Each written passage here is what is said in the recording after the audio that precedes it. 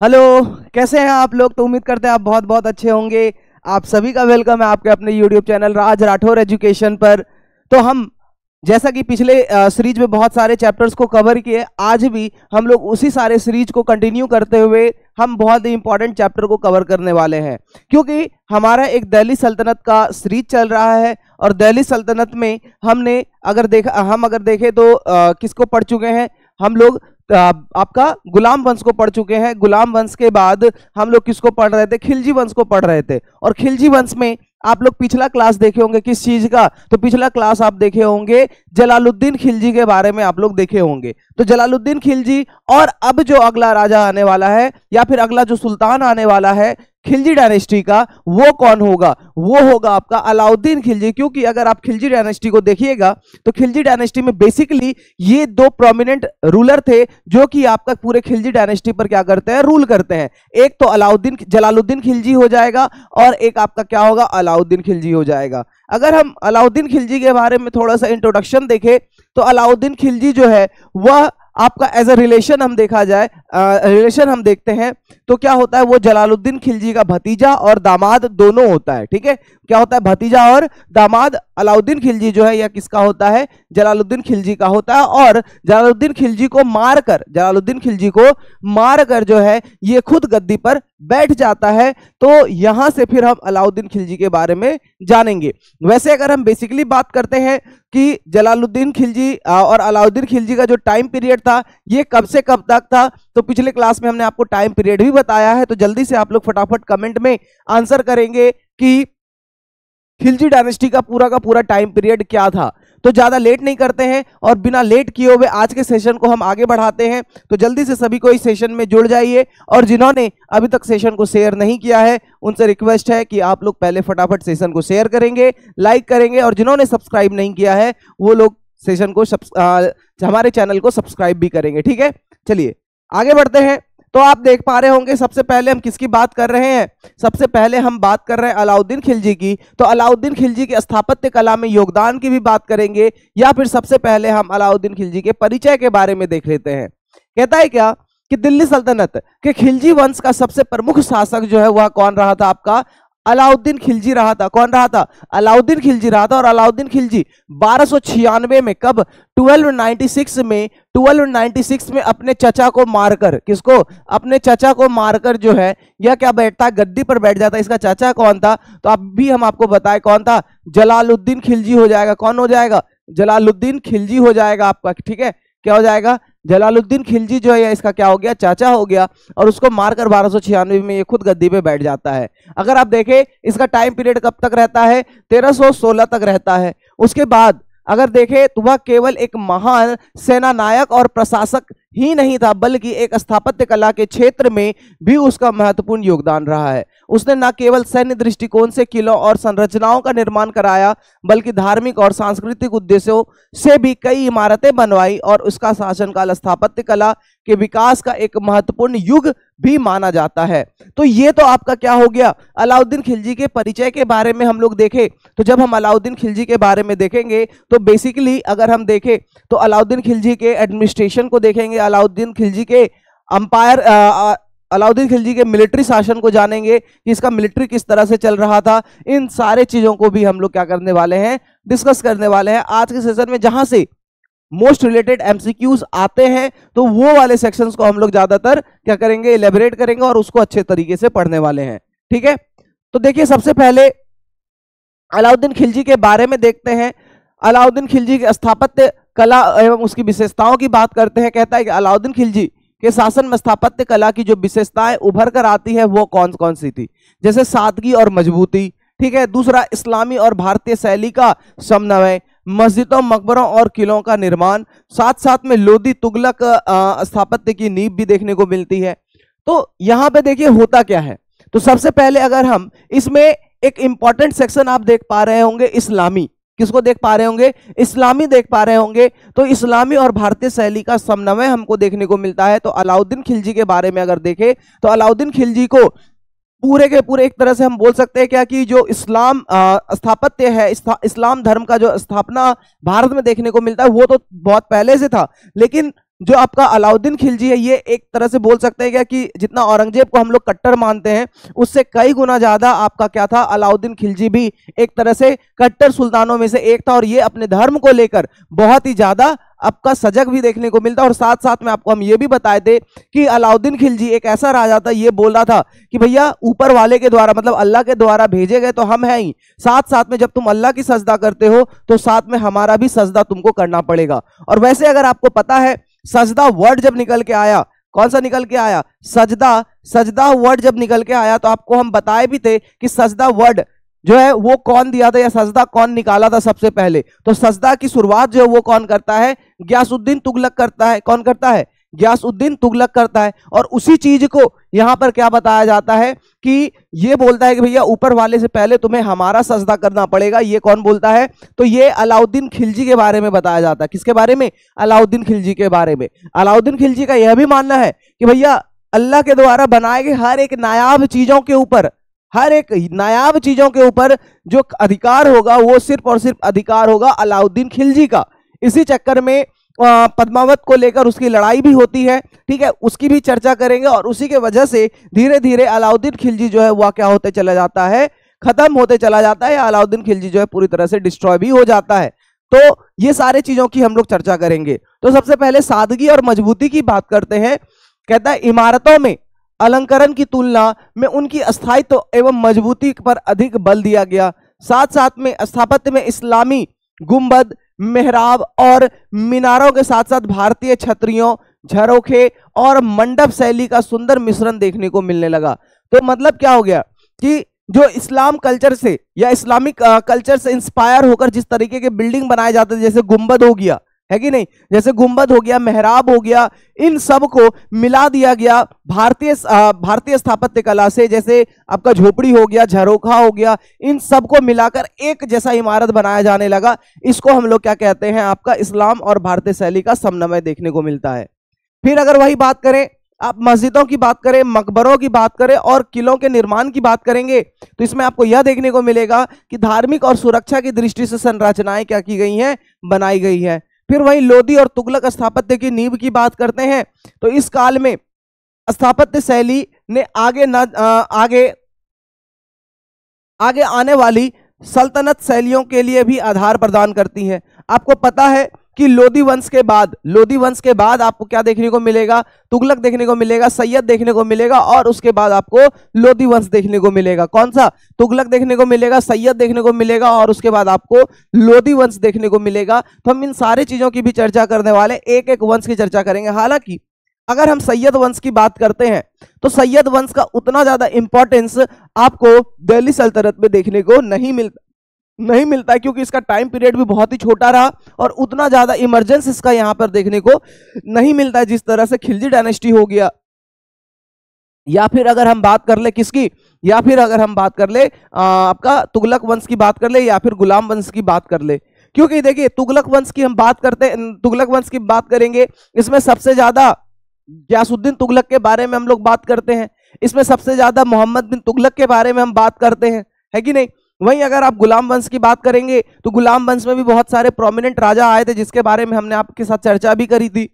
अगर आप वहां पे देखें तो आपको कौन देखने को मिलेगा, कुतुबुद्दीन ऐबक देखने को मिलेगा, वहां पे आपको इल्तुतमिश देखने को मिलेगा, इल्तुतमिश के बाद रजिया सुल्तान देखने को मिलेगा, ठीक है। तो ये सब सारे के सारे प्रोमिनेंट लीडर आपको देखने को मिलते हैं। फिर बाद में गयासुद्दीन बलबन देखने को मिलेगा आपको, ठीक है, कौन देखने को मिलेगा, गयासुद्दीन बलबन देखने को मिलेगा। तो ये सारी चीजें आपको कब देखने को मिलती है, दिल्ली सल्तनत में आपको देखने को मिल जाती है। कब देखने को मिलती है, दिल्ली सल्तनत में आपको देखने को मिलती है। वहीं अगर आप आगे बढ़ेंगे तो क्या कहता है कि अलाउद्दीन खिलजी के प्रमुख स्थापत्य की बात करते हैं, जैसे सीरी कला और नगर की बात करते हैं तो अलाउद्दीन खिलजी द्वारा निर्मित श्रीनगर दिल्ली का दूसरा ऐतिहासिक नगर था। प्रथम कौन सा था, तो प्रथम कुतुबुद्दीन ऐबक द्वारा बसाया गया किला जो कि कौन सा था, राय पिथौरा था। कौन था, राय पिथौरा जो है यह किसके द्वारा बसाया गया शहर था, कुतुबुद्दीन ऐबक के द्वारा बसाया गया शहर था। और वही अलाउद्दीन खिलजी के द्वारा जो बसाया गया शहर है वह श्रीनगर है। कौन सा है, श्रीनगर है।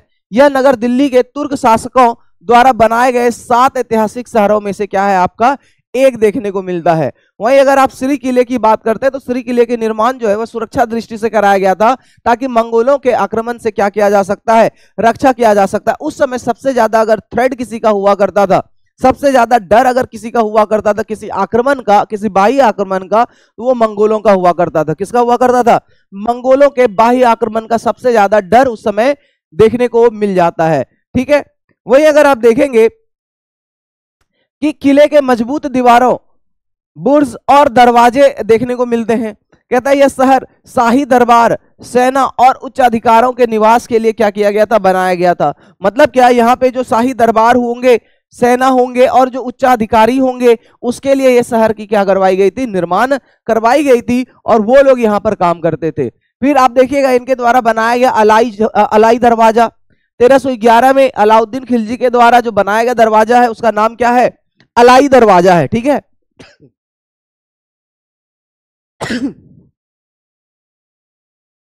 कहता है अलाउद्दीन खिलजी के साथ, अलाउद्दीन खिलजी के स्थापत्य कौशल का सबसे उत्कृष्ट उदाहरण जो है ये अलाई दरवाजा देखने को मिलता है, जो कुतुब मीनार परिसर में ही आपको स्थित देखने को मिलता है। जैसे यह कुत उल इस्लाम मस्जिद के दक्षिण द्वार के रूप में क्या हुआ था, निर्मित हुआ था। वहीं यह लाल बलुआ पत्थर और संगमरमर से निर्मित है। ठीक है, तो आपसे यहां से क्वेश्चन यह पूछ सकता है कि अलाई दरवाजा कब बना था, और अलाई दरवाजा अब कब बना था, तो 1311 में अलाई दरवाजा बना। और इसके साथ साथ अगर आपसे पूछ ले कि यह किस मटेरियल से बना है, तो यह बलवा पत्थर से बना हुआ है और संगमरमर से बना हुआ है। ठीक है, इसमें आप देखेंगे पहली बार इमारत में घुमावदार गुंबद का सही ढंग से उपयोग देखने को मिलता है।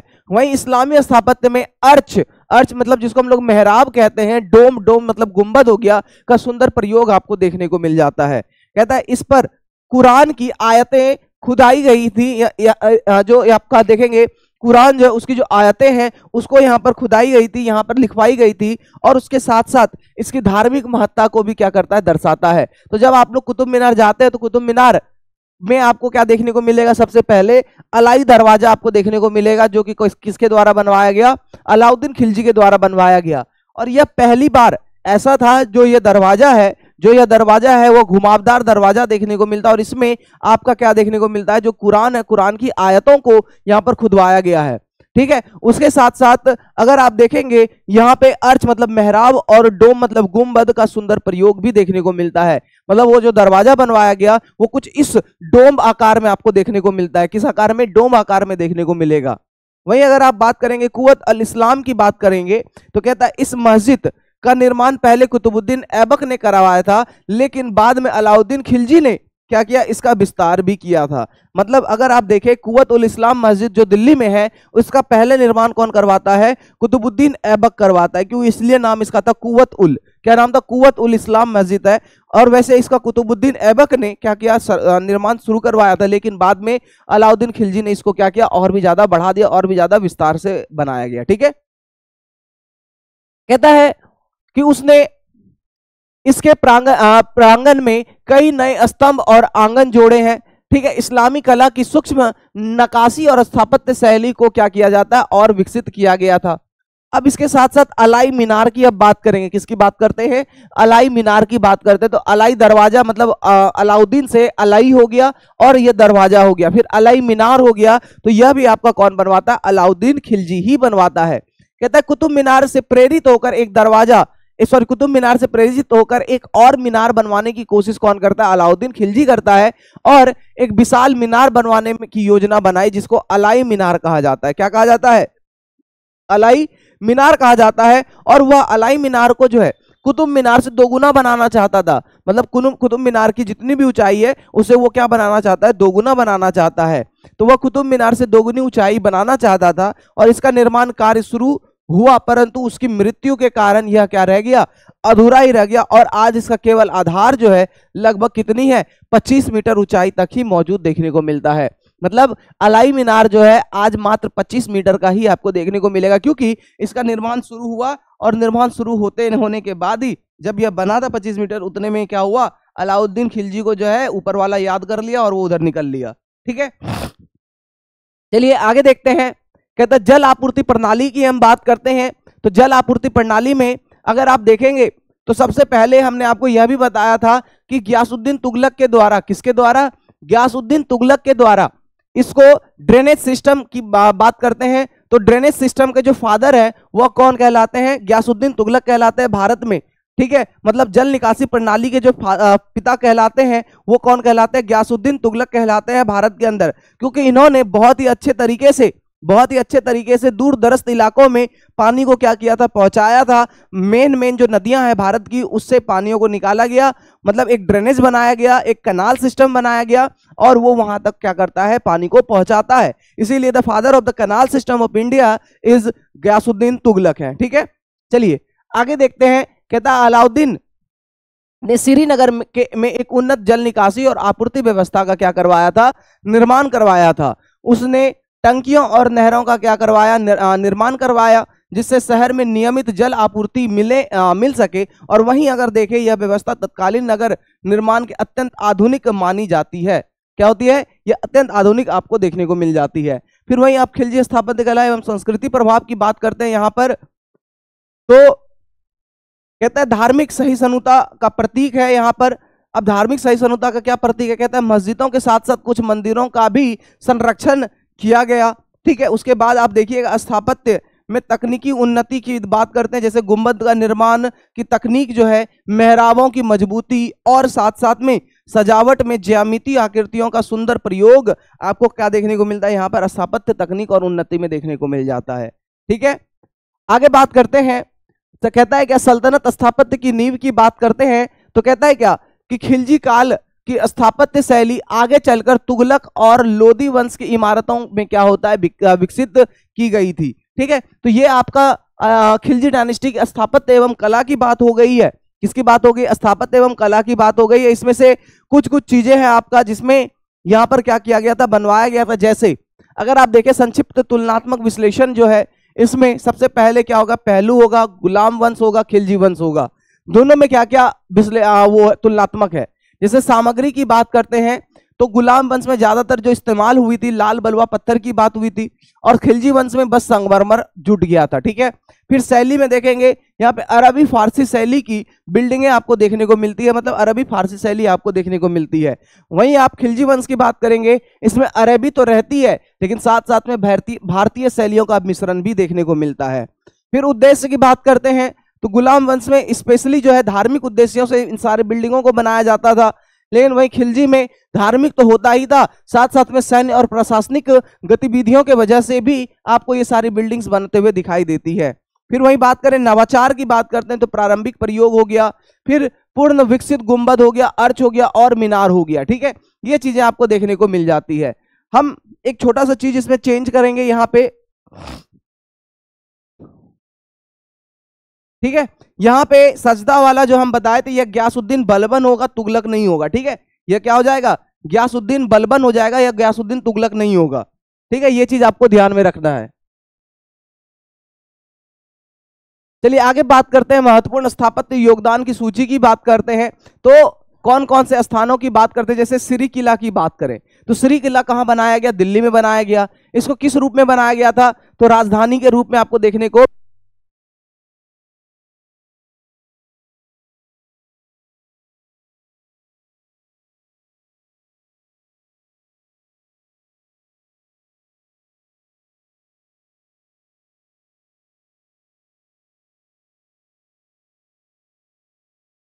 ठीक है। तो आगे देखते हैं, कहता है क्या कि फिर अलाई दरवाजा की आप बात करेंगे तो अलाई दरवाजा जो है यह कुतुब परिसर में आपको देखने को मिलता है, जहां पर कुतुब मीनार मतलब दिल्ली में ही है, और यह मस्जिद का प्रवेश द्वार था। मस्जिद का क्या था? प्रवेश द्वार था। वहीं अलाई मीनार की बात करते हैं तो यह भी आपको दिल्ली में ही देखने को मिलती है। स्मारक स्वरूप मीनार आपको अधूरी ही दिखाई देगी, जो लगभग 25 मीटर ही बनी थी। कितनी बनी थी? 25 मीटर ही बनी थी, और इतने में ही अलाउद्दीन खिलजी ऊपर निकल जाता है, जिसके वजह से ये काम रुक जाता है। आगे बात करते हैं कुव्वत उल इस्लाम की इस्लाम विस्तार की बात करते हैं तो जिसमें दिल्ली में ही देखने को मिलता है। इसका धार्मिक संरचनात्मक था। जल व्यवस्था की बात करते हैं तो यह श्रीनगर में देखने को मिलता है, और नगर निर्माण की सुविधा भी आपको यहां पर देखने को मिल जाती है, ठीक है।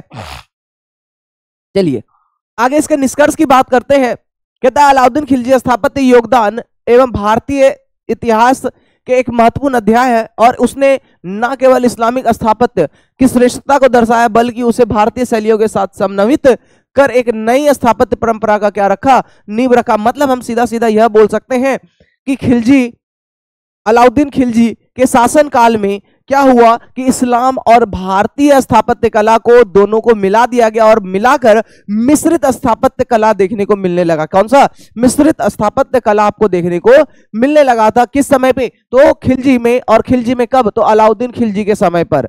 ठीक है, उसके साथ साथ अगर आप देखेंगे, कहता है क्या कि मुगल काल में इमारतों को भी देखने को मिलती है और इसकी इमारतें आज भी भारतीय स्थापत्य एवं इतिहास की दृष्टि से शक्ति और स्थापत्य रुचि का क्या है, प्रमाण आपको देखने को मिलता है। इसीलिए आप देखते होंगे कि जितने भी किले आपको दिखाई देते हैं, चाहे आप मुगल अंपायर की बात कर लेते हैं, चाहे आप किसकी बात कर ले, मुगल अंपायर की बात कर ले, या फिर दिल्ली सल्तनत में देख ले, तो जितने भी राजाओं ने अपने अपने हिसाब से किला का निर्माण करवाया, उसमें आपको भारतीय स्थापत्य कला और साथ साथ में इस्लामिक स्थापत्य कला जो है, ये दोनों देखने को एक साथ मिल जाता है। ठीक है, चलिए अब बात करते हैं अलाउद्दीन खिलजी के आर्थिक सुधार की बात करेंगे। किसकी बात करेंगे, अलाउद्दीन खिलजी के आर्थिक सुधार की बात करते हैं। तो इसमें सबसे पहले हम परिचय की बात करें तो कहता है अलाउद्दीन खिलजी का जो शासन काल है, ये अभी हमने आपको बताया 1296 से 1316 तक है। भारत के एक मजबूत एवं केंद्रीकृत शासन स्थापना की थी और मंगोलों के बार बार आक्रमण और सेना के विस्तार, दक्षिण भारत के अभियान के लिए भी विशाल संसाधनों की आवश्यकता थी। इन चुनौतियों का सामना करने के लिए उसने व्यापक आर्थिक सुधार भी किए थे। तो वो क्या क्या आर्थिक सुधार है, हम उन सारे चीजों की भी चर्चा कर लेते हैं। ठीक है, चलिए सबसे पहले मूल्य नियंत्रण प्रणाली की बात करते हैं, जिसको हम लोग क्या कहते हैं, प्राइस कंट्रोल सिस्टम कहते हैं। क्या कहते हैं, प्राइस कंट्रोल सिस्टम कहते हैं। तो प्राइस कंट्रोल सिस्टम में क्या क्या प्रमुख सुधार हुआ था, इसकी चर्चा करें तो कहता है सबसे पहले इसका उद्देश्य क्या था। उद्देश्य आपको यह देखने को मिलता है कि जीवन आवश्यक वस्तुओं के दाम कम करना, ताकि सैनिकों को कम वेतन से संतुष्ट रखा जा सके। इसके साथ साथ बाजार में महंगाई पर क्या करना, नियंत्रण करना। यह जो है इसका क्या हुआ करता था, प्राइस कंट्रोल सिस्टम का उद्देश्य हुआ करता था। इसमें मुख्य बिंदुओं की बात करते हैं तो कहता है क्या कि वस्तुओं की नियत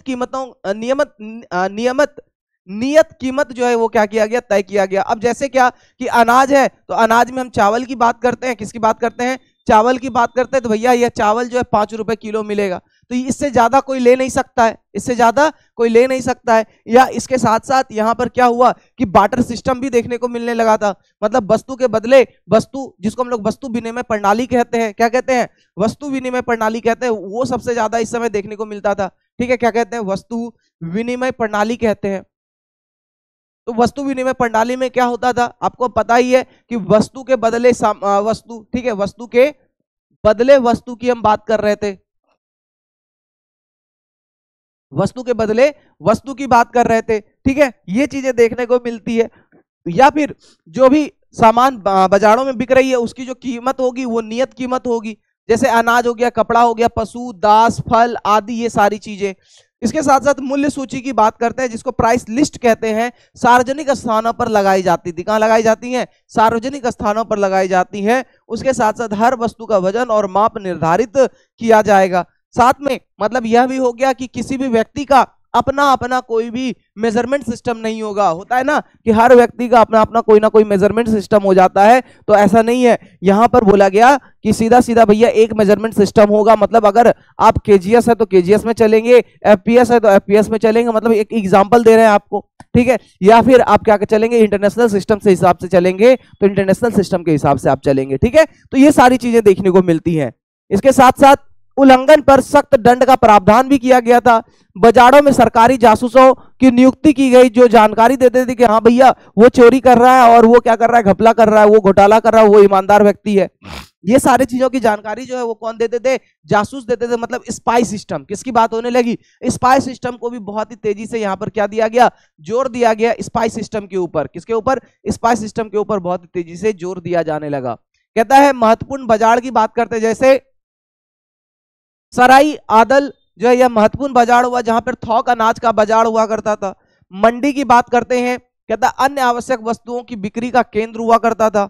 नियंत्रित व्यापार प्रणाली की बात करते हैं, कहता व्यापारी वर्ग को नियंत्रित किया गया, जिससे केवल मुनाफे खोरी और मिलावट ना कर सके इन सारे चीजों को। फिर वहीं अगर आप बात करें, हर व्यापारी को पंजीकरण करवाना पड़ता था। मतलब अगर आपको बाजार में सामान बेचना है तो आपका कार्ड बनेगा, बाजार में सामान बेचना है तो आपका क्या बनेगा, कार्ड बनेगा। मतलब आपका पंजीकरण होगा, तभी आप बाजार में घुस सकते हैं सामान को बेचने के लिए, तभी आप बाजार में घुस सकते हैं सामान को बेचने के लिए। और उसकी क्या होती है, निगरानी होती थी।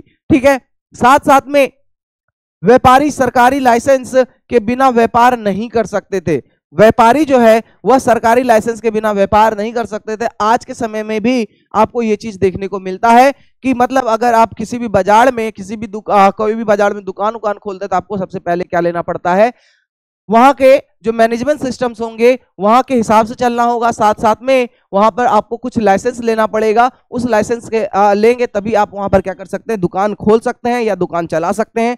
ऐसी कुछ व्यवस्थाएं की जाती हैं। या फिर आप भारत में आज भी कोई इंडस्ट्री अगर खोलने जाएंगे तो सबसे पहले आपको क्या होना, लाइसेंस मांगता है। ठीक है, तो सबसे पहले लाइसेंस की जरूरत पड़ेगी, चाहे आप हॉस्पिटल खोल लीजिए या फिर आप क्या कर लीजिए, कोई भी इंडस्ट्री खोल लीजिए, टेक्सटाइल इंडस्ट्री खोल लीजिए या फिर आप आयरन इंडस्ट्री खोलिए, कोई भी इंडस्ट्री खोलिए। ठीक है, फिर बात करते हैं भू राजस्व सुधार की, बात करेंगे लैंड रिवेन्यू रिफॉर्म्स की बात करते हैं। कहता है क्या कि राज्य की आय को सुनिश्चित करना और क्या होता है, बिचौलियों की भूमिका को समाप्त करना, यह सबसे ज्यादा मुख्य प्रावधान देखने को मिलता है।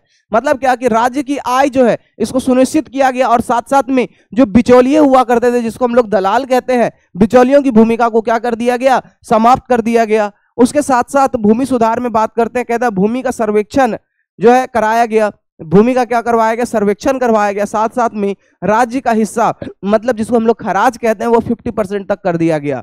राज्य का जो हिस्सा था वह कितना कर दिया गया, 50% तक कर दिया गया, जो पहले बहुत कम हुआ करता था। फिर इसी समय आपको क्या देखने को मिलता है, एकता प्रणाली को कमजोर किया गया, जिसमें सैनिकों को भूमि का नियंत्रण दिया जाता था। अब देखिए एकता प्रणाली क्या था, इसके बारे में हमने आपको चर्चा भी की थी, एकता प्रणाली के बारे में हमने आपको बताया भी था। तो एकता प्रणाली में क्या देखने को मिलता है, एकता प्रणाली में क्या था, सैनिकों को आय के बदले जो है वो क्या दिया जाना, भूमि दिया जाना। सैनिकों को क्या दिया जाना, सैनिकों को जो है वो आय के बदले, सैनिकों को आय के बदले जो है क्या दिया जाना, आय के बदले भूमि दिया जाना। इसी को हम लोग क्या कहते हैं, एकता प्रणाली कहते हैं। जिसके वजह से धीरे धीरे सैनिक भी क्या होने लगे थे, डोमिनेंट होने लगे थे। क्योंकि भैया धीरे धीरे जब जमीन बढ़ते चले जाएगी, पावर उसके हाथ में आते चला जाएगा, तो ऑब्वियस सी बात होता है कि वह भी राजा के लिए खतरे का घंटी बन जाता था। ठीक है, इसीलिए धीरे धीरे क्या हुआ, एकता प्रणाली को कमजोर किया गया। साथ में आप देखेंगे कि राज्य के अधिकारियों को सीधे कर वसूलने की जिम्मेदारी दी गई। मतलब राज्य के जो ऑफिशियल्स हुआ करते थे उसको ये बोला गया भैया तुम डायरेक्ट कर वसूल करोगे। किसानों से नगद में कर वसूला गया और जिससे अनाज संग्रह की आवश्यकताएं क्या हो गई, कम हुई। इसके साथ साथ आप वेतन और सेना सुधारों से जुड़े हुए आर्थिक पक्षों की भी बात करेंगे। इसमें आपको यह बताया गया कि सेना का आकार बढ़ाया गया, साथ साथ में लेकिन वेतन में क्या की गई, कटौती की गई। ऑब्वियस सी बात है, मतलब आपके पास मेहनताना जो है, एक एग्जांपल है, आपके पास अगर महीना जो है 500 रुपया ही आता है, आपके पास महीना 500 ही आता है, लेकिन आपको क्या चाहिए, और ज्यादा एम्प्लॉय चाहिए, तो आप क्या करेंगे कि दूसरे जो एम्प्लॉय हैं आपके पास उन सबके वेतन में कटौती करेंगे और जो नया एम्प्लॉय आपके पास आएगा आप उसको पैसा देंगे, है कि नहीं। तो कुछ इसी तरीके से यहां पर भी आपको ये चीजें देखने को मिलती है। क्योंकि बाजार मूल्य नियंत्रण थे, सैनिक कम वेतन से में भी क्या होते थे, संतुष्ट रह सकते थे। इसके साथ साथ सैनिकों की दस्तावेजी सूची, मतलब हुलिया और घोड़े की पहचान तैयार कर वेतन में धोखाधड़ी रोकी गई। ठीक है, ये सारी चीजें हुई। मतलब क्या कि जो सेना हुआ करते थे उसका अपना हुलिया का पहचान, घोड़े का पहचान जो है, ये सब बताया गया ताकि वो सेना दोबारा जो है जाके पैसा ना उठा ले, दोबारा वेतन ना उठा ले, ताकि धोखेधड़ी से बचा जा सके। फिर अनाज भंडारण नीति देखने को मिलती है, जिसको ग्रैंडरी सिस्टम कहते हैं। ग्रैंडरी सिस्टम में सरकार ने अनाज के भंडारण के लिए गोदाम बनवाया। इसके साथ साथ संकट के समय सूखा अगर अकाल पड़ जाए तो सरकार अनाज उपलब्ध कराती थी, जिससे कीमतें ना बढ़े मार्केट में। वहीं अगर आप देखेंगे, किसानों को भी प्रोत्साहित किया गया कि वे अतिरिक्त उत्पादन करें। ठीक है, ये चीजें देखने को मिलती है। वहीं अगर आप अलाउद्दीन खिलजी के आर्थिक सुधारों की बात करेंगे तो आर्थिक सुधारों में कुछ जो विशेषताएं थी और उसके विवरण थे वो देखने को मिलते हैं। जैसे आप देखेंगे कठोर नियंत्रण देखने को मिलते हैं। कठोर नियंत्रण देखने को मिलता है। कहता है व्यापारियों और किसानों पर कड़ा नियंत्रण रखा गया। इसके साथ साथ बाजार प्रणाली की बात करते हैं तो बाजार को नियमित कर दिया गया, मतलब प्राइस को कंट्रोल में लाया गया कि भैया प्राइस ना बढ़ेगा तो सैनिक को जितना हम वेतन देंगे सैनिक हमारा उतने वेतन में भी क्या रहेगा, खुश रहेगा। उसके साथ साथ नियंत्रण मूल्य, सरकारी निरीक्षण देखने को मिलने लगा, मतलब स्पाई वगैरह का व्यवस्था देखने को मिलता है कि जो बाजार थे, बाजार में सरकारी स्पाई को जो है छोड़ दिया गया, जासूसों को छोड़ दिया गया ताकि वह ध्यान देता था कि कौन क्या कर रहा है, नहीं कर रहा है। उसके साथ साथ पारदर्शिता की बात करते हैं तो माप तौल मूल्य का निगरानी किया गया। उसके साथ साथ सेना संबंधी नीतियां जो है देखी गई। कम वेतन के लिए नियंत्रित जीवन यापन लागत। उसके साथ साथ शोषण का अंत किया गया, जिसमें बिचौलियों और अमीर जमींदारों की भूमिका क्या कर दी गई, सीमित कर दी गई। ये चीजें आपको देखने को मिलती है आर्थिक सुधार में। ठीक है, फिर स्रोत के अनुसार इसके मूल्यांकनों की बात करते हैं। जैसे जियाउद्दीन बर्नी के द्वारा बात करें, किसके द्वारा, जियाउद्दीन बर्नी के द्वारा बात करते हैं, या एक दरबारी इतिहासकार हुआ करते थे, तो बरूनी के द्वारा क्या कहा जाता है, कहता है उसने लिखा कि खिलजी के नियंत्रण में बाजार व्यवस्था इतनी सख्त थी कि कोई भी व्यापारी धोखाधड़ी की हिमाकत या हिम्मत नहीं कर सकता था। ये कौन बोलते हैं, यह बोलते हैं जियाउद्दीन बर्नी बोलते हैं। कौन बोलते हैं, जियाउद्दीन बर्नी के द्वारा यह स्टेटमेंट दिया गया। वहीं आधुनिक इतिहासकारों का मत यह है, कहता है कुछ इतिहासकारों का मानना यह था कि ये सुधार तत्कालिक थे और अलाउद्दीन की मृत्यु के बाद फिर यह क्या हो गए, ढह गए। ठीक है, मतलब इनका मानना यह था कि जो यह सुधार था वो अलाउद्दीन खिलजी के जन्म तक ही चला, मतलब अलाउद्दीन खिलजी के जिंदा रहने तक ही चला, और जैसे ही अलाउद्दीन खिलजी मरा वह पूरी की पूरी जो नियम कानून व्यवस्था बनाई गई थी वह पूरी तरह से क्या होती है, ढह जाती है। फिर भी यह मध्यकालीन भारत में सबसे संगठित आर्थिक प्रयासों में से क्या था, एक देखने को मिलता है। अलाउद्दीन खिलजी के द्वारा जो बाजार नियंत्रण आपको देखने को मिलता है, या फिर आर्थिक नियंत्रण, आर्थिक सुधारों पर नियंत्रण जो देखने को मिलता है, वो मध्यकालीन भारत में सबसे संगठित आर्थिक प्रयासों में से एक देखने को मिलता है। अब इसके लाभ और हानियों की बात करते हैं तो सबसे पहले लाभ की बात करें, कहता है सेना को सस्ती वस्तुएं उपलब्ध होने से शासन क्या हो गई, मजबूत हो गई। मतलब एक तो सेना में हम क्या बोले पहले कि सेना को बढ़ाया गया, सेना के आकार को बढ़ाया गया। पहले अगर 10 सेना था तो अब सेना कितना कर दिया गया, 15 कर दिया गया। अब 15 जब सेना कर दिया तो उसको पैसा कहां से देगा, जो पहले 10 सेना था उसको अगर 10-10 रुपए मिल रहा है सब सेना को, तो उससे क्या किया गया, 2-2 रुपए सबसे निकाल लिया गया, 2-2 रुपए निकाल लिया गया। और जो नए सेना की भर्ती हुई अब उसको फिर से उससे 10-10 रुपए 8-8 रुपए किया जाने लगा, सबको बराबर पेमेंट।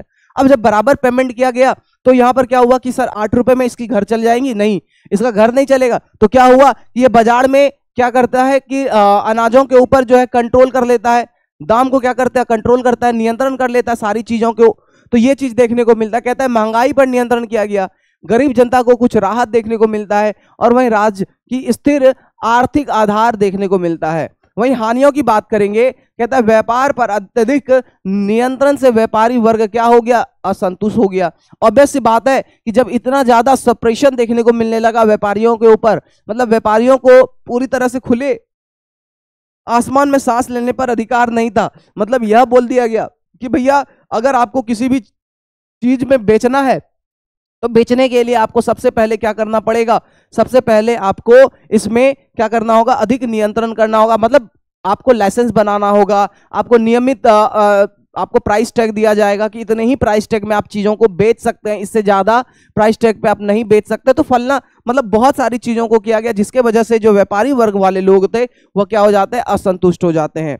वही आप देखेंगे आर्थिक व्यवस्था या आर्थिक विकास की बात करें पर अंकुश लगा दी गई। वहीं अलाउद्दीन के बाद सुधार यह टिक नहीं सका। ठीक है, ये चीजें देखने को मिलती है। और यही निष्कर्ष की बात करते हैं, कहते अलाउद्दीन खिलजी का जो आर्थिक सुधार कार्यक्रम था यह भारतीय इतिहास में एक अद्वितीय प्रयास देखने को मिलता है, जिसमें शासन की स्थिरता, सेना संतुष्टित और बाजार की पारदर्शिता का केंद्र में रखा गया। मतलब यहाँ पे सैनिक भी संतुष्ट है, बाजार में पारदर्शिता भी है कि माप तौल के अगर कोई प्रणाली चल रही है तो सब जगह एक जैसा माप तौल की प्रणाली चल रही है। ऐसा नहीं है कि महंगाई आसमान छू रही है, महंगाई को भी कंट्रोल कर दिया गया।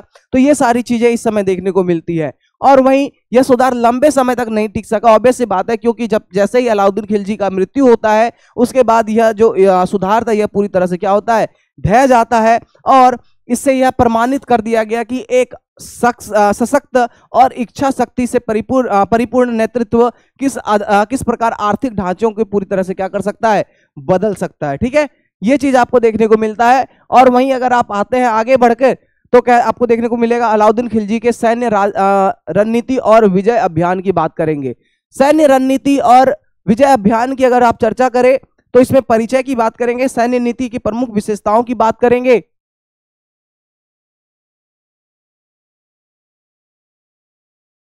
ठीक है। चलिए, तो इसमें सबसे पहले हम इसके परिचय की बात करते हैं। तो सैन्य रणनीति में भी सेम चीज यहाँ पे आपका यही होगा कि 1296 से 1316 में ये है, ये सारी चीजें तो है ही। हम इसमें कुछ प्रमुख विशेषताओं की बात करेंगे। जैसे आप देखेंगे कि यहाँ पे जो सैन्य नीति थी वो सैन्य क्या थी, संगठित सेना आपको देखने को मिलती है, कड़ी नियंत्रण देखने को मिलती है, और साथ साथ में रणनीतिक दूरदर्शिता थी, और साथ में आर्थिक संसाधनों का पूर्ण उपयोग यहाँ पर देखा जाता है। वहीं आप सबसे पहले सैन्य नीति के प्रमुख विशेषताओं की बात करेंगे तो यहाँ पे बड़ी और संगठित सेना आपको देखने को मिलती है। मतलब अलाउद्दीन खिलजी की जो सेना थी वो बड़ी और क्या थी, संगठित सेना आपको देखने को मिलती है, और वहीं साथ साथ में विशाल अस्थायी सेना आपको देखने को मिलती है। अब इतनी बड़ी विशाल और अस्थायी सेना क्यों बनाई गई, तो क्योंकि इस समय सबसे ज्यादा मंगोलों का आक्रमण देखने को मिलता था। इसी चीज को देखते हुए क्या देखने को मिलने लगा कि यहाँ पे विशाल और अस्थायी सेना बनाई और सेना को और भी ज्यादा बढ़ाया गया। कहते सैनिकों की संख्याएं लगभग 4 लाख तक पहुंच गई थी अलाउद्दीन खिलजी के टाइम पे। सेना की गुणवत्ता और अनुशासन पर भी विशेष ध्यान दिया जाता था। साथ साथ में दस्तावेजीकरण और निरीक्षण प्रणाली की बात करते हैं तो इसके बारे में भी हमने आपको बताया था कि इन सब के हुलियों की पहचान की गई थी। साथ साथ में घोड़ों के ऊपर दाग धब्बा लगा दिया गया था कि हाँ भैया ये जो घोड़ा है इस सैनिक का है और इसको दोबारा पैसा ज्यादा ना दिया जा सके। इसका वजह तो यही देखने को मिलता है। मतलब हुलिया जिसको चेहरे का विवरण और घोड़े की पहचान मतलब दाग और चिन्ह क्या किया जाता था, दर्ज किया जाता था। यह व्यवस्था धोखाधड़ी और दोहरी नौकरी को रोकने के लिए भी किया जाता था। कहता है कम वेतन नीति, बाजार में मूल्य नियंत्रण लागू कर सैनिकों को क्या दिया जाता था, कम वेतन दिया जाता था। उसके साथ साथ किलेबंदी और सुरक्षा की बात करेंगे आप तो कहता है दिल्ली और सीमावर्ती क्षेत्रों में मजबूत किलेबंदी देखने को मिलती है। साथ में मंगोल के आक्रमणों से रक्षा के लिए विशेष इंतजाम भी आपको देखने को मिल जाता है।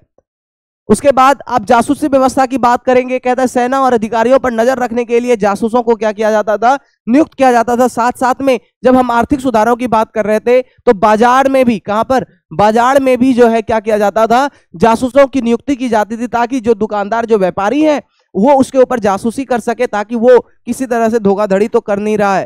साथ साथ में आप मुख्य विजय अभियान की बात करेंगे तो बहुत सारे मुख्य विजय अभियान आपको देखने को मिल जाता है। जैसे मंगोलों के विरुद्ध युद्ध देखने को मिलता है। कहता है मंगोलों ने उत्तर भारत पर बार बार आक्रमण किया, लगभग कितने बार, 6 बार किया था। मंगोलों ने उत्तर भारत पर कितने बार आक्रमण किया था, लगभग 6 बार आक्रमण किया था। वहीं आप देखेंगे अलाउद्दीन ने हर बार उन्हें पराजित किया और दिल्ली की रक्षा क्या करी थी, सुनिश्चित करी थी। प्रमुख युद्धों की बात करेंगे तो 1299 में अलाउद्दीन खिलजी जो है मंगोल सेना के नेता क्या होता है कुतलुग खवा के विरुद्ध विजयी हुआ। साथ साथ में 1306 में मंगोल के नेता तैमूर बुगारा को हराया था। इसके साथ आगे बढ़ते परिणाम भारत पर मंगोलों का प्रभाव क्या हो गया, खत्म हो गया। फिर गुजरात अभियान की आप बात करेंगे, कहता है क्या कि 1299 में गुजरात समृद्ध राज्य था, व्यापार संपत्ति और मंदिरों के लिए प्रसिद्ध था। इसलिए अलाउद्दीन की सेना ने गुजरात को लूटा और उसमें से मलिक काफूर को क्या किया, गुलाम बनाकर लाया, जो बाद में सेनापति भी बन गया। इसमें प्रसिद्ध मंदिर की बात करते हैं, सोमनाथ मंदिर की, उसको भी लूटा गया। और इसके साथ साथ परिणाम क्या हुआ, गुजरात जो है सल्तनत के अधीन हो गया। मतलब अब गुजरात को इतनी बार लूटा गया कि गुजरात भैया खुद बोल दिया कि भैया अब हमको तुम अपने अंदर ही रख लो, मेरे पास बचा ही क्या है ना। तो ये चीज देखने को मिलता है। फिर रणथंभौर विजय की बात करते हैं तो कहता है 1301 में रणथंभौर विजय देखने को मिलता है। कहता है रणथंभौर का जो शासक था हमीर देव चौहान, कौन था, हमीर देव चौहान था। उसने खिलजी शासन की अधीनता मानने से क्या कर दिया था, इनकार कर दिया था और घमासान युद्ध हुआ। हमीर की हमीर जो वहां पे वीर गति पाए और स्त्रियों ने क्या कर लिया, जौहर कर लिया, जो कि आपका क्या नाम था, आपका वहां की रानी पद्मावत नाम हुआ करती थी, जो कि आपका कहां थी, रणथंभौर के शासक के पत्नी हुआ करती थी। ठीक है, और इसके पति कौन हुआ करते, मतलब वहां के शासक कौन थे, हमीर देव चौहान हुआ करते थे, और उसकी पत्नियों ने क्या कर लिया, जौहर कर लिया। ठीक है, उसके साथ साथ वहां रणथंभौर में पद्मावती नहीं होगी, ये होगी चित्तौड़ में। कहां होगी? चित्तौड़ में होगी। यहां की भी स्त्रियों ने क्या किया? जौहर किया। और यहां की भी स्त्रियां क्या करती हैं? जौहर करती हैं। जौहर का मतलब आपको पता ही होगा कि कोई अदर शासक जो है, कोई अदर शासक अगर क्या होता है उसके राज्य में घुस जाता है, तो वहां पे क्या होता है, एक तालाब जैसा इलाका बनाया जाता है जहां पर पूरे लकड़ियों उकड़ियों को इकट्ठा करके उसमें आग लगा दिया जाता है, और सारे रानियां, दासियां और जो भी है वहां पे स्त्रियां, वो क्या होती है, उस जलते हुए आग के कुंड में कूद जाती हैं। इसी को हम लोग क्या कहते हैं? जौहर कहते हैं। तो हमीर देव हार जाता है और उसकी पत्नियां जो है यहां पर इस जौहर कर लेती है, और साथ साथ में चित्तौड़ विजय पर भी, मतलब 1303 में, कब? 1303 में रावल रतन सिंह, कौन थे? रावल रतन सिंह थे, जिसको रतन सेना भी, रतन सेन भी कहते हैं। यह चित्तौड़ के राजा हुआ करते हैं, और इसकी पत्नी जो है कौन हुआ करती थी? पद्मावत की सुंदरता से प्रभावित हुआ, और पद्मावत ग्रंथ अनुसार और चित्तौड़ पर क्या कर दिया? आक्रमण कर दिया। तो रावल रतन सिंह और पद्मावत की हम बात करते हैं, तो पद्मनी जो है यह कहां से हुआ करती थी? यह श्रीलंका से हुआ करती थी। कहां से हुआ करती थी? श्रीलंका से आपको पद्मनी देखने को मिलती है, ठीक है। और जब इसमें रावल रतन सिंह क्या होते हैं? हार जाते हैं, उसको धोखे से मार दिया जाता है। तो धोखे से मारने के बाद अलाउद्दीन खिलजी जो है वो पद्मावत को लेने के लिए वह महल के अंदर जाता है, लेकिन तब तक पद्मावत अपनी पूरी महिला सेना के साथ मिलकर वो क्या कर चुकी होती है? जौहर कर चुकी होती है, ठीक है। चलिए आगे देखते हैं। कहता है परिणाम चित्तौड़ सल्तनत में क्या हो गया? शामिल हो गया। फिर मालवा और उज्जैन अभियान की बात करते हैं। कहता है 1305 में मालवा पर आक्रमण कर उज्जैन, धार, मांडू पर क्या कर दिया गया? कब्जा कर लिया गया। यहाँ के मंदिरों को नष्ट किया गया और संपत्ति क्या कर गई? लूट ली गई। मध्य भारत पर भी कब्जा कर लिया गया। दक्षिण भारत अभियान की बात करेंगे तो 1308 से 1313 तक इस अभियानों का नेतृत्व किसने किया था? मलिक काफूर ने किया था, ठीक है। अब देखिए 1308 से लेकर 1313 में जितने भी दक्षिण भारत में आक्रमण आपको देखने को मिलते हैं खिलजी वंश के द्वारा, वो सारा का सारा कौन कर रहा था? मलिक काफूर कर रहा था। कौन कर रहा था? मलिक काफूर कर रहा था। जैसे देवगिरी 1308 में देखने को मिलता है, ठीक है। यहाँ पे यादव राजा सम्राट रामचंद्र ने संधि की, लेकिन बाद में क्या कर दिया? विद्रोह कर दिया। दोबारा आक्रमण कर देवगिरी को पूर्ण रूप से क्या कर लिया गया? अधीन कर लिया गया। फिर होयसला, जिस द्वारा होयसला की बात करते 1310 में कर्नाटक के राजा वीर वल्लाल ने आक्रमण आत्मसमर्पण कर दिया। फिर पांड्य की बात करते जिसको मुद्रे 1311 में मंदिरों से अपार संपत्ति लूटी गई, और विशेषकर श्रीरंगम और चिदम्बरम से लूटी गई। फिर बात करते हैं परिणाम की, तो दक्षिण भारत में भारी धन संपत्ति दिल्ली लाई गई, और दिल्ली सल्तनत का नाम दक्षिण तक प्रसिद्ध हो गया था, ठीक है। फिर ये आप देख सकते हैं मंगोल आक्रमण, मतलब क्षेत्र, शासक राज्य और परिणाम के बारे में आप यहां पर देख सकते हैं, ठीक है। जैसे मंगोल आक्रमण क्या था आपका? मंगोल आक्रमण देखने को मिलता है जिसमें तैमूर बुगारा सफल रक्षा हुआ। इसके साथ साथ तो गुजरात की बात करते हैं, राजा कर्ण थे यहाँ पे, इसमें विजय और मलिक काफूर की प्राप्ति होती है। रणथंबोर में हमीर देव थे, इसको हरा दिया गया, और यहाँ पर क्या होता है? यह विजयी हो जाता है, और यहाँ पर जौहर देखने को मिलता है। चित्तौड़ में भी राजा रतन सिंह थे, या फिर रावल रतन सिंह आपको थे, वो भी यहाँ पर क्या होता है? हार जाते हैं, मतलब यहाँ पे खिलजी जीत जाती है, और पद्मनी जौहर कथा प्रसिद्ध होती है यहाँ पे। फिर मालवा आपको देखने को मिलता है, राजसी राज्य देखने को मिलता है। कहता है मध्य भारत पर भी अधिकार हो गया। देवगिरी में यादव रामचंद्र को हराकर 2 बार पराजय किया, और यहाँ पर भी इसका राज्य देखने को मिलता है। फिर द्वार समुद्र की बात करते हैं, यहाँ पर होयसला, यहाँ पर ये इन्होंने क्या कर दिया? आत्मसमर्पण कर दिया। और मुद्रे बेसिकली चिदम्बरम वगैरह की बात करते हैं तो पांड्य राजा हुआ करता था, यहाँ पर भारी लूट और प्रभुत्व स्थापित किया गया है, ठीक है। तो ये सारी चीजें आपको देखने को मिल जाती है। ये आपका कुछ निष्कर्ष देखने को मिलता है, ठीक है। इसका स्पेशल ये था, निष्कर्ष में सबसे ज्यादा प्रमुख ये है कि अलाउद्दीन खिलजी के पास एक जो एक तरह से हीरा लग जाता है, और वो हीरा का नाम क्या था? मलिक काफूर था। जैसे सेनापति, ठोस प्रशासनिक व्यवस्था और दृढ़ निर्णय के साथ सल्तनत का सबसे शक्तिशाली शासक बना दिया, ठीक है। तो यहां पर सबसे ज्यादा जो उसका एक बहुत अच्छा गिफ्ट मिला वो कौन था? मलिक काफूर था, जिसने पूरे दक्षिण भारत को आक्रमण करके दक्षिण भारत को अलाउद्दीन खिलजी के घुटनों में ला दिया। वहां से बहुत सारे पैसे को लूट कर ला दिया, जो कि बहुत सारे राजाओं का यह सपना हुआ करता था कि भैया हम अलाउद्दीन जो है दिल्ली में क्या कर, दिल्ली के अंदर जो है दक्षिण भारत को मिला सके, ठीक है। ये सारी चीजें आपको देखने को मिल जाती है। तो ये आज का क्लास हुआ। अब यहां से कुछ ऑब्जेक्टिव क्वेश्चंस हैं, तो ये जल्दी जल्दी आप लोग इसका आंसर करेंगे, तेजी से इसको आप लोग आंसर करेंगे, ठीक है।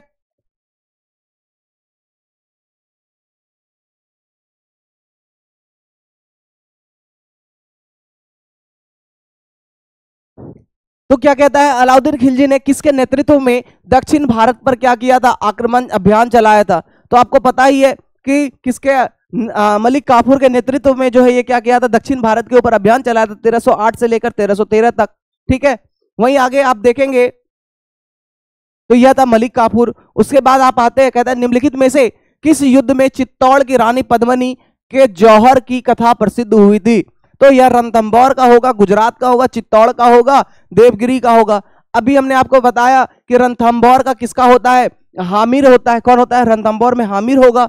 वहीं गुजरात में आपको Malik Kafur as a gift मिलता है। उसके बाद चित्तौड़ की बात करते हैं तो चित्तौड़ में कौन थे, रवल रतन सिंह थे। कौन थे, राजा रतन सिंह या रवल रतन सिंह बोल सकते हैं। ठीक है, रतन सिंह बोल सकते हैं, ये थे। ठीक है, रवल रतन सिंह जो है, रावल रतन सिंह जो है, ये आपको यहाँ पे देखने को मिलता है। और इसकी पत्नी जो थी वह पद्मिनी थी। तो इसका आंसर क्या हो जाएगा, चित्तौड़ अभियान हो जाएगा। क्या हो जाएगा, चित्तौड़ अभियान हो जाएगा। ठीक है, सेकंड क्वेश्चन की बात, थर्ड क्वेश्चन की बात करते हैं। कहता है अलाउद्दीन खिलजी ने मंगोलों के आक्रमण से रक्षा के लिए कौन सी नीति अपनाई थी। मंगोलों से आक्रमण के लिए, मंगोलों के आक्रमण से बचने के लिए कौन सी नीति अपनाई थी। साम्राज्य विस्तार नीति, किलेबंदी और बड़ी सेना, जजिया कर में वृद्धि, धार्मिक सहिष्णुता या उपयुक्त में से एक से अधिक। तो देखिए, मंगोलों से बचने के लिए, मंगोलों से बचने के लिए इन्होंने कौन सी नीति अपनाई थी, वह थी किलेबंदी और बड़ी सेना की नीति। आपको हम बताएं कि लगभग इसकी सेना जो थी वह 4 लाख प्लस थी। कितनी सेना थी, 4 लाख प्लस सेना आपको देखने को मिल जाती। कितनी थी,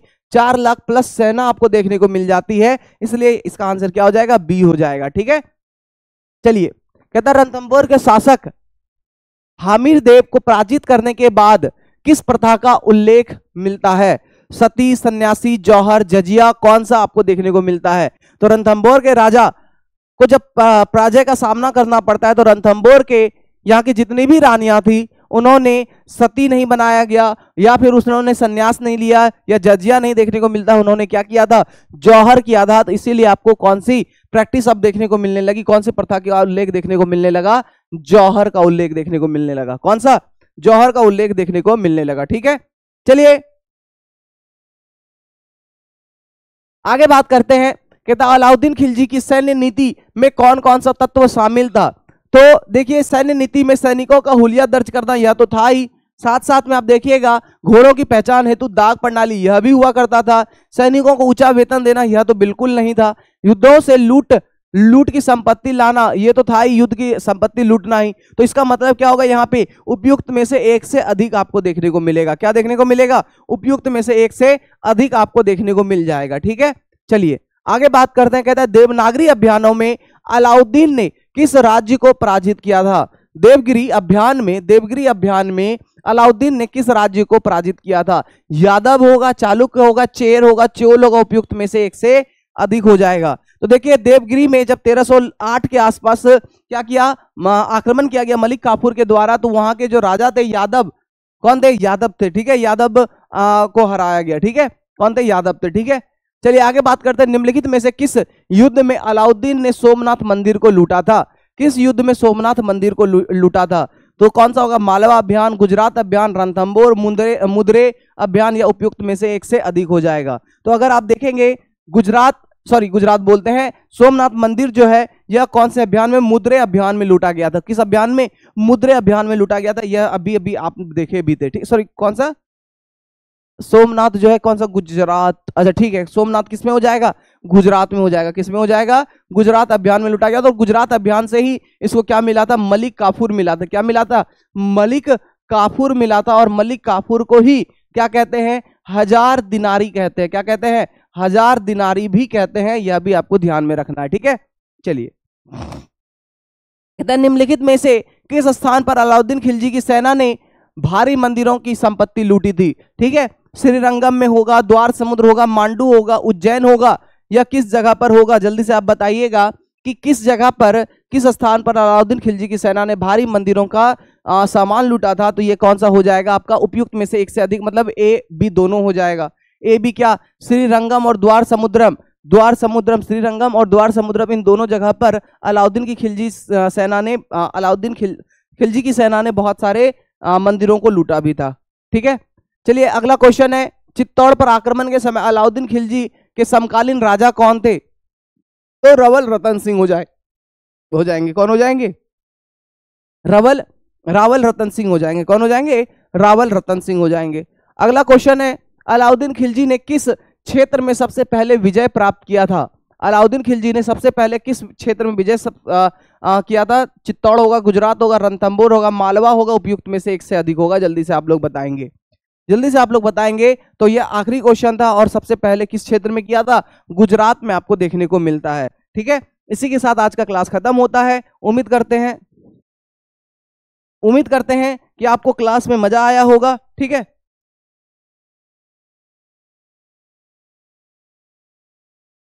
कितना है? ठीक है, चलिए आगे बात करते हैं। कहता है मलिक काफूर द्वारा, अभी क्वेश्चन और था तो वो रह गया था। कहता है मलिक काफूर द्वारा किया गया अंतिम दक्षिण भारतीय अभियान कौन सा था? मलिक काफूर के द्वारा अंतिम दक्षिण भारतीय अभियान कौन सा चलाया गया था? पांड्य अभियान होगा, यादवों द्वारा आक्रमण होगा, यादवों पर आक्रमण होगा, चोलों पर आक्रमण, काकतीय पर आक्रमण, उपयुक्त में से एक से अधिक हो जाएगा। तो आप देखिएगा इसमें क्या हो जाएगा? पांड्य अभियान हो जाएगा। क्या हो जाएगा?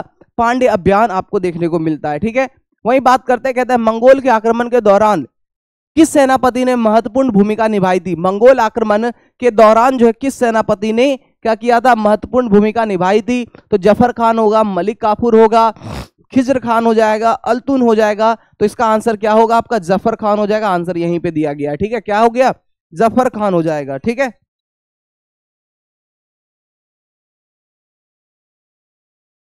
क्या हो जाएगा आपका? जफर खान हो जाएगा। चलिए आगे बढ़ते हैं। कहता है क्या कि अलाउद्दीन ने किस राज्य में मंदिरों पर भारी संपत्ति लूटी थी? किस राज्य में मंदिरों से भारी संपत्ति लूटी थी? तो मदुरै होगा, चिदंबरम हो जाएगा, श्रीरंगम, कांचीपुरम हो जाएगा। देखिए दो राज्य जैसे श्रीरंगम हो गया और साथ साथ में चिदंबरम हो गया, मदुरै हो गया, इन सारे जगह से यहाँ पर क्या लूटी गई थी? भारी संपत्ति आपको देखने को मिलती है। ठीक है, क्या देखने को मिलती है? भारी संपत्ति लूटी जाती है। तो इसका आंसर क्या हो जाएगा आपका? यह हो जाएगा ए बी सी तीनों हो जाएगा। मतलब अभी हमने आपको बताया मदुरै हो गया, चिदंबरम हो गया और श्रीरंगम, इन तीनों से ज्यादा लूटा जाता है। ठीक है, चलिए आगे कहता है रणथंबोर की विजय के लिए कितनी बार युद्ध हुआ था? रणथंबोर की विजय के लिए कितनी बार हुआ था? एक बार हुआ, दो बार हुआ, तीन बार हुआ, चार बार हुआ, उपयुक्त में से एक बार भी नहीं हुआ। तो रणथंबोर विजय के लिए दो बार युद्ध हुआ था। रणथंबोर विजय के लिए कितनी बार युद्ध हुआ? दो बार युद्ध आपको देखने को मिल जाता है। ठीक है, कहता है अलाउद्दीन खिलजी ने किस उद्देश्य से सेना का क्या किया? आकार बढ़ाया था। किस उद्देश्य से? तो बेसिकली हमने आपको यह भी बताया था कि भैया उस समय सबसे ज्यादा खतरा किससे हुआ करता था? मंगोल से हुआ करता था। और मंगोल के आक्रमण से बचने के लिए यह क्या करता है? बचाता, अपनी सेना को बढ़ाता है। ठीक है, चलिए आगे बात करते हैं।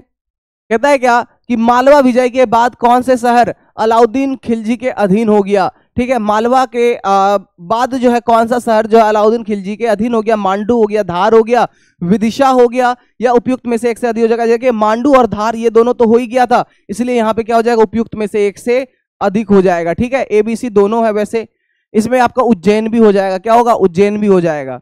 चलिए आगे बढ़ते हैं अगले क्वेश्चन के ऊपर। कहता है निम्नलिखित में से किस स्थान पर अलाउद्दीन ने सैन्य शिविर को बनाया था? निम्नलिखित में से किस स्थान पर अलाउद्दीन खिलजी के द्वारा सैन्य शिविर को बनाया गया? दिल्ली, देवगिरी, चित्तौड़गढ़, सीरी हो जाएगा। कौन सा हो जाएगा? तो हमने अभी अभी आपको बताया था कि श्रीनगर जो है सैन्य व्यवस्था प्रणाली के लिए बनाया गया था। ठीक है, क्या हो गया? सीरी हो गया। आगे बात करते हैं दिल्ली शहर के बाहर किस किले को अलाउद्दीन खिलजी ने बनवाया था? लाल किला, कुतुब मीनार, सिरी किला, तुगलकाबाद। तो यहाँ पे एक किला बनता है, उसका किला का नाम क्या था? सिरी किला हो जाएगा। क्या हो जाएगा? सिरी किला हो जाएगा। ठीक है, चलिए आगे बात करते हैं। अलाउद्दीन की सेनापति मलिक काफूर ने कहां आत्मसमर्पण करवाया? ठीक है, मलिक काफूर ने कहां आत्मसमर्पण करवाया? तो देवगिरी हो जाएगा, द्वार समुद्रम हो जाएगा, मदुरै हो जाएगा, चित्तौड़ हो जाएगा। तो इसका आंसर क्या होगा? तो इसका आंसर हो जाएगा आपका उपयुक्त में से एक से अधिक हो जाएगा, द्वार समुद्रम हो जाएगा और साथ साथ में आपका कौन हो जाएगा? देवगिरी हो जाएगा। ठीक है, द्वार समुद्रम और देवगिरी।